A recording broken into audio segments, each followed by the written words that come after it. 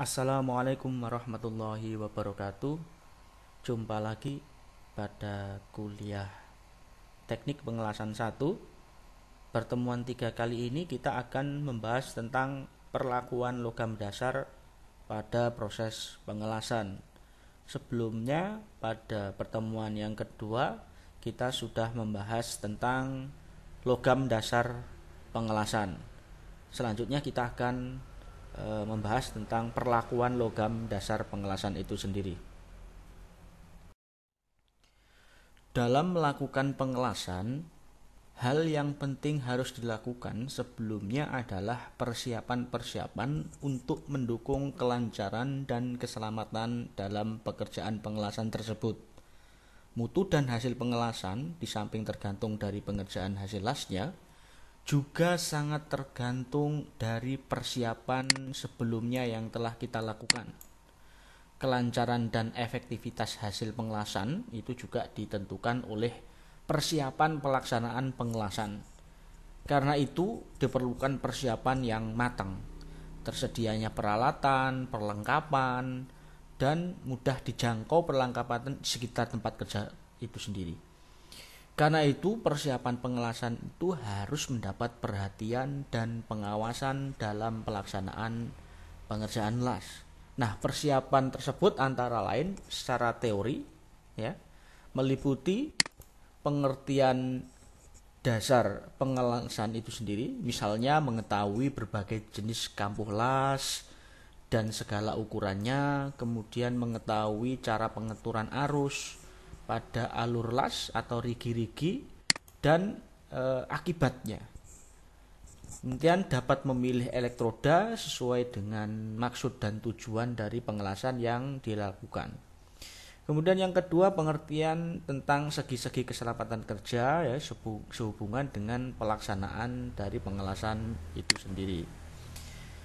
Nah, pengertian tentang segi-segi keselamatan kerja ini, misalkan segi yang menyangkut keselamatan manusia dan langkah-langkah pencegahan kecelakaan yang diperlukan untuk menjamin cara pengelasan itu memenuhi syarat-syarat kesehatan ya.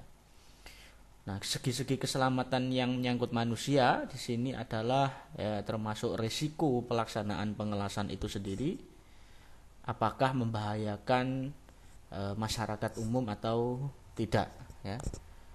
Lalu bisa membaca gambar konstruksi ya, kemudian pengetahuan tentang ilmu bahan. Nah, persiapan secara teori ini akan kita bahas dalam pelaksanaan kuliah secara teori secara bertahap ya, nanti termasuk membaca gambar.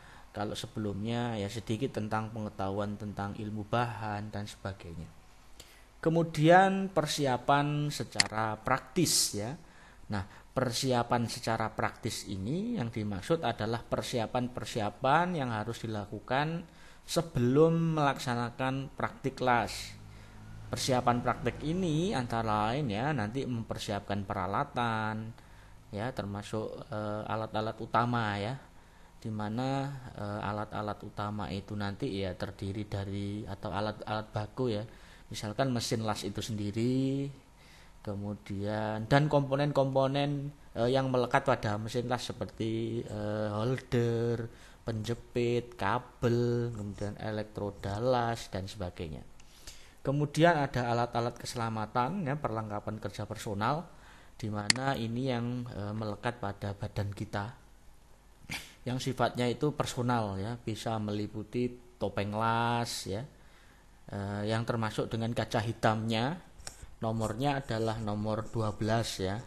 Kemudian sarung tangan las, kemudian pelindung dada, apron ya, sepatu safety, kemudian ada pelindung lengan ya, katelpak, kacamata untuk menggerinda ya, dan sebagainya. Itu merupakan alat-alat keselamatan yang sifatnya personal ya, seperti itu. Nah, di mana ini sudah saya terangkan pada pertemuan 2 kita yang kemarin mendapat bagian praktek ya. Sebelum membuat rigi-rigi sudah dijelaskan. Kemudian alat-alat bantu nanti bisa berupa misalkan palu terak ya. Kemudian apalagi sikat ya dan sebagainya ya. Itu merupakan alat-alat bantu lainnya ya. Kemudian persiapan kampuh las itu sendiri ya, dimana yang kita tahu nanti untuk kampuh itu ada kampuh V ya, atau kampuh X, atau biasa disebut single V atau double V ya, dan kampuh U dan J. Berikutnya persiapan kampuh las ya, di mana kita tahu kampuh ini merupakan bagian dari logam induk yang nantinya akan diisi oleh deposit las ya, atau logam las, weld metal ya. Nah, kampuh las itu awalnya adalah berupa gabungan las atau weld pool ya, yang kemudian nanti diisi dengan logam las. Nah, pembuatan persiapan las itu ya dilakukan dengan berbagai teknik ya.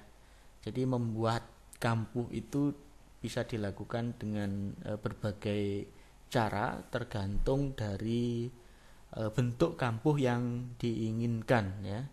Misalkan teknik pembuatan atau pemotongan logam untuk membuat kampuh dengan menggunakan teknik potong gas oksiasetilin atau yang biasa disebut sebagai blender potong ya. Namun menggunakan mesin ya. Biasanya ini digunakan dalam memotong bentuk plat atau pipa, di mana sudut nozzle-nya itu bisa diatur sesuai dengan sudut dari bevel yang diinginkan ya. Namun untuk plat yang ketebalannya di bawah 8 ya, biasanya kita gunakan hidrolik shearing mesin atau mesin potong secara hidrolik ya. Kita tinggal motong seperti yang ada pada gambar di bawah ini. Namun untuk plat yang ketebalannya tidak lebih dari 8 mili ya, hasilnya lebih cepat ya kalau menggunakan mesin shearing. Cuma ya terbatas pada ketebalan dari plat yang dihasilkan. Nah, kita tahu bahwa bentuk-bentuknya itu hanya dapat digunakan untuk yang strike ya. Kalau kita gunakan mesin shearing atau mesin potong.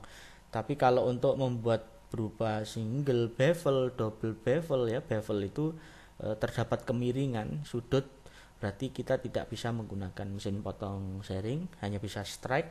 Ini bisa digunakan menggunakan las potong blender ya, seperti ini, atau menggunakan blender yang terpasang pada pipa ya, kalau kita mau menyambung atau membevel sebuah pipa ya, seperti itu.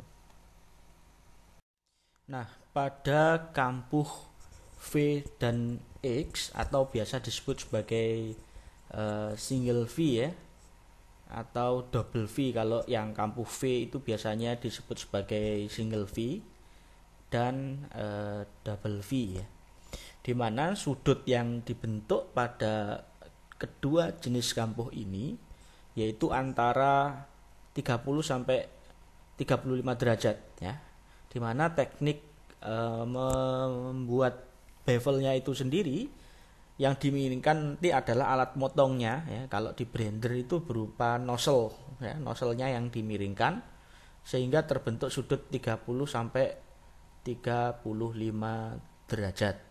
Termasuk yang kampuh X ya, ini di posisi 1 hasil dari pemotongan blender.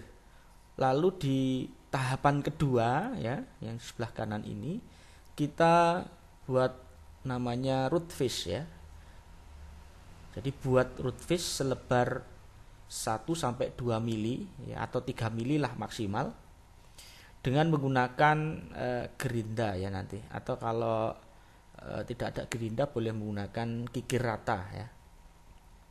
Nah, nanti kesamaan tebal lebar permukaan root ini sangat menentukan dalam pembuatan las akar ya. Jadi hasil penetrasinya nanti sangat tergantung dari root fish-nya. Jika root fish-nya ini terlalu tipis ya, atau di bawah 1 mili, nanti penetrasinya terlalu dalam, biasanya membuat hasil lasan itu berlubang ya. Namun apabila lebih dari 3 mili, biasanya nanti akan mengakibatkan penetrasi itu kurang ke dalam ya, atau penetrasinya kurang, jadi terkesan las itu tidak atau las akarnya itu tidak tembus ya. Jadi dua-duanya ya. Jadi untuk yang single V maupun double V, dua-duanya butuh root fish antara 1 mili sampai 3 mili menggunakan gerinda. Berikutnya ada kampuh U dan J ya. Kalau di V tadi ada V dan X ya. Sekarang ada U dan J ya. Dimana selain untuk sambungan ya, kampuh U dan J itu biasanya untuk proses repair ya. Jadi pada proses repair sambungan digunakan kampuh U dan J, di mana pembuatan kampuh U dan J itu dilakukan dengan 2 cara. Yang pertama sama seperti pada pembuatan kampuh V, yaitu dengan membuat bevel ya. Tapi dilanjutkan dengan membuat radiusnya sehingga membentuk U ya, menggunakan gerinda ya. Jadi ada radiusnya, kalau di sini ini R4 ya sampai R6, di mana ini radiusnya dihasilkan dari proses penggerindaan ya. Jadi intinya melanjutkan pembuatan kampuh V yang sudah ada, lalu digerinda pada bagian sisi ini menggunakan gerinda dengan R4 sampai 6. Kemudian dibuat dengan menggunakan teknik gouging ya, atau las potong. Ini biasanya digunakan untuk merepair ya. Hasilnya seperti ini. Digunakan las secara khusus ya, di mana las yang dipakai itu sudah terpasang angin ya. Jadi begitu elektroda disentuhkan, kemudian nyala las, jalan sambil dihembuskan angin sehingga membentuk seolah-olah terjadi radius di sini ya. Nah, ini yang nanti akan diisi oleh logam lasan ya. Nah, jenis-jenisnya juga hampir nama-namanya juga sama ya dengan yang ada pada bevel V ya, atau X ya, di mana ada kedalaman bevel, kemudian ada root face ya, ada sudut bevel ya, ada root opening dan sebagainya, nanti bisa kita gunakan. Sebelum kita melakukan pengelasan sambungan tumpul atau fillet ya, salah satu persiapan yang harus dilalui adalah membuat las ikat ya, atau biasa disebut sebagai tack well. Contohnya seperti yang ada pada sisi kiri, gambar sisi kiri ini menunjukkan las ikat yang harus dilakukan. Las ikat itu biasanya kalau orang di bengkel menyebutnya sebagai las titik ya, tapi ini berbeda istilah ya. Jadi kalau kita istilahkan las titik, nanti berbenturan dengan point welder ya. Jadi point welder itu kan las titik ya, merupakan salah satu jenis pengelasan. Nah, makanya mungkin lebih tepatnya kita istilahkan las ikat ya. Ya, di mana las ikat ini fungsinya untuk mengikat atau mempersiapkan sebelum plat ini dilas ya. Nah, ada beberapa ketentuan ya di mana las ikat itu digunakan ya. Misalkan pada sambungan las ikat yang jaraknya ya, misalkan ini jaraknya 150, berarti di tiap jarak ini harus diberi satu las ikat. Jadi syaratnya satu las ikat 150 mili. Andai ini 30 atau 300 mili, berarti butuh 2 las ikat ya. Atau maaf, ini 3 las ikat. Jadi satu di ujung, kemudian kalau ada jarak 150 mili, ini di las ikat atau tack well, lalu 150 mili berikutnya atau di akhir dari sambungan itu diberi las ikat ya. Kemudian ini contohnya ya, yang tadi 150, kemudian ada las ikat berikutnya 150, baru kemudian di akhir ada las ikat lagi. Nah, kemudian ada syarat ketentuan berikutnya ya. Jadi model las ikatnya bisa berupa satu sisi atau dua sisi. Contoh misalkan ini pada sambungan fillet ya. Ini merupakan sambungan fillet, di mana kalau yang ini merupakan gambar tampak samping ya. Di mana ketentuannya adalah apabila Anda mengelas ikat tack well hanya menggunakan satu sisi ya, misalkan ini hanya dari satu sisi samping kanan aja atau sisi depan ya di sini, kemudian sisi sebaliknya itu tidak dilakukan las ikat, maka wajib diberi